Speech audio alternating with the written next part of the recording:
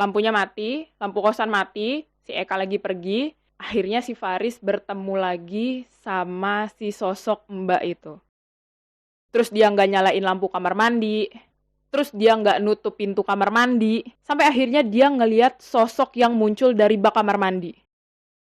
Hai guys, Assalamualaikum warahmatullahi wabarakatuh.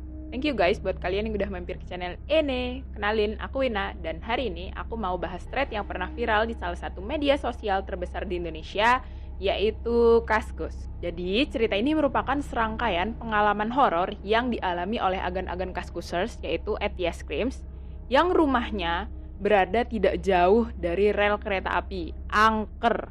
Tepatnya sekitar 300 meter lah, jarak antara rumahnya dengan rel kereta api angker. Nah, kenapa disebutnya angker? Karena rel kereta api ini telah menelan banyak korban sepanjang tahunnya.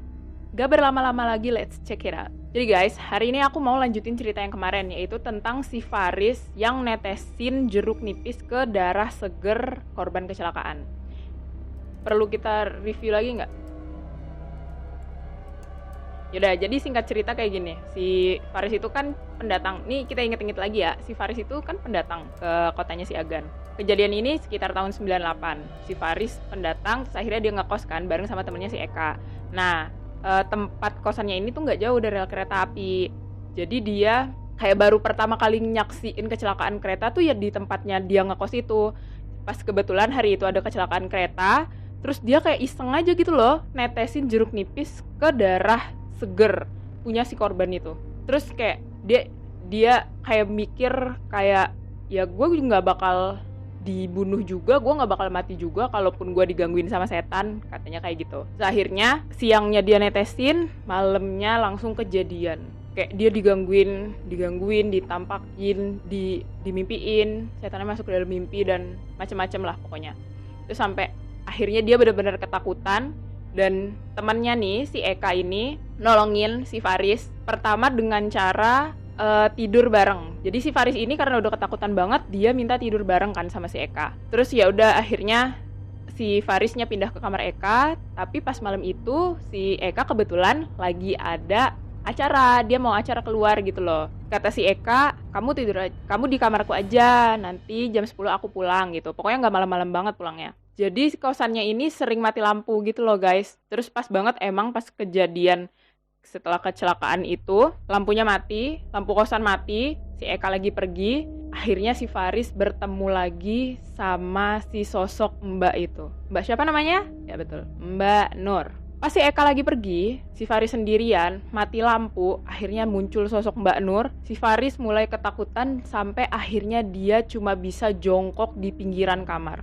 Gak lama si Eka akhirnya pulang. Dia buka pintu terus dia shock, kaget gitu loh. Ngeliat kenapa nih si Faris kok jongkok sambil menggigil ketakutan di pojokan kamar. Dipanggil-panggil sama si Eka, si Faris cuma diem aja sambil tetap menggigil ketakutan. Karena posisinya mati lampu, jadi Faris sama Eka cuma diterangi sama korek api kecil. Ditanya sama si Eka, si Faris gak jawab-jawab. Cuma kelihatan banget emang mukanya si Faris ini shock banget. Sampai akhirnya si Eka nih langsung, ya karena dia takut juga mungkin ya ngelihat si Faris sangat ketakutan kayak gitu, dia langsung lari keluar kosannya. Dia minta tolong ke warga dan akhirnya para warga mulai berdatangan untuk melihat keadaan si Faris. Pas tetangga datang, pas banget juga lampu di kosannya nyala. Ditanya sama tetangganya, "Mas Faris, kamu kenapa?" Tapi si Faris sama si Eka ini belum mau jawab karena takut jadi bulan-bulanan warga kalau misalkan nanti para warga tahu penyebab si Faris ini dihantui sama Mbak Nur. Eka sama Faris cuma bisa jawab kalau si Faris ini melihat sosok atau didatangi sosok Mbak Nur. Para warga juga mulai bingung kan, kenapa si Faris yang didatengin sama sosok Mbak Nur? Padahal si Faris ini pendatang. Akhirnya setelah ngobrol-ngobrol, terus keadaan Faris sudah tenang, para warga mulai bisa meninggalkan Eka dan Faris. Tinggal Eka dan Faris berdua, mulailah Faris bercerita kepada Eka. Dia bilang kalau dia ngelihat sosok Mbak Nur. Dia bilang dia melihat sosok Mbak Nur tepat berada di depan pintu dengan tatapannya yang tajam, marah, dan penuh dendam. Faris juga bilang awalnya dia itu sebenarnya cuma dengar suara tangisan dan rintihan doang. Tapi dia di situ kan udah mulai takut kan. Akhirnya dia duduk di pojokan kamar, jongkok di pojokan kamar. Nah, si Faris jongkok di pojokan kamar ini juga sambil ngeliatin pintu kamar. Karena dia yakin nih, pasti sosok itu bakalan muncul lagi.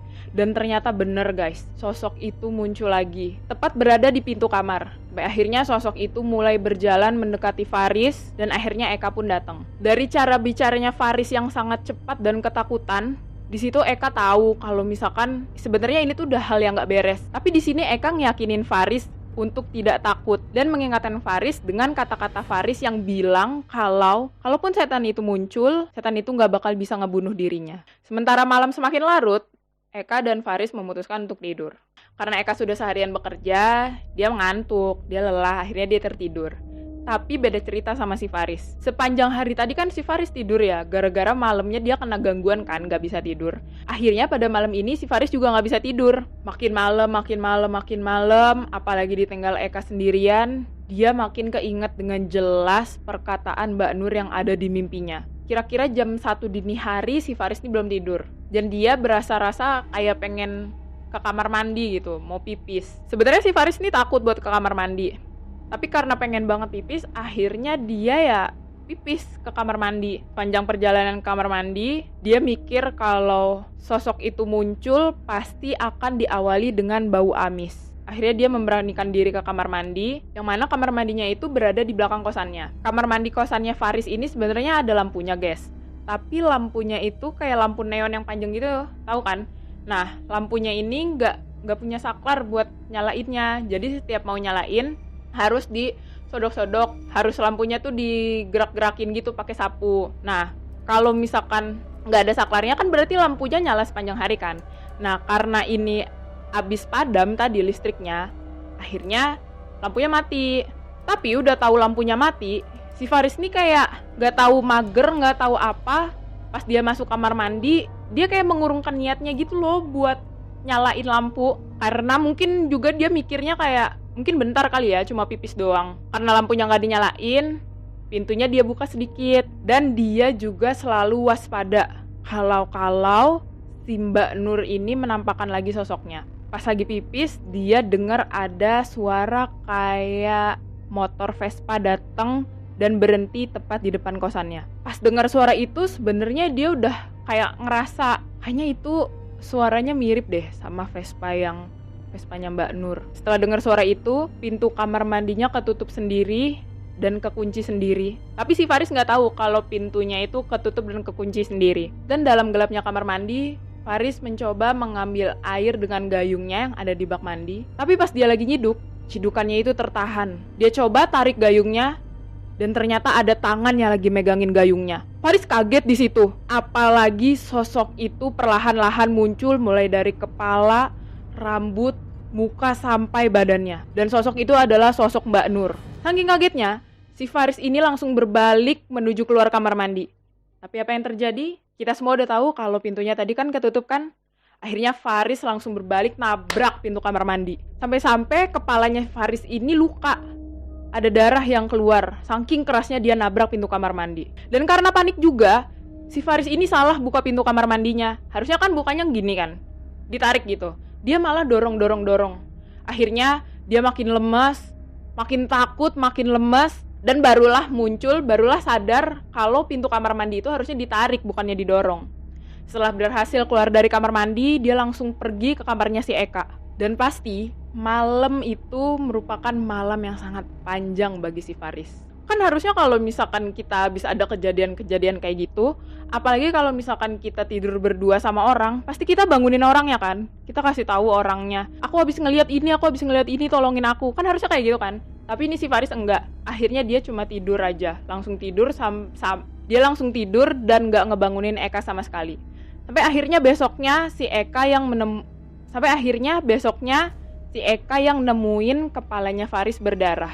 Niatnya Eka sebenarnya awalnya cuma bangunin Faris buat kerja. Tapi dia ngeliat ada luka di kepalanya. Ditanya sama si Eka, kenapa itu luka dapat dari mana?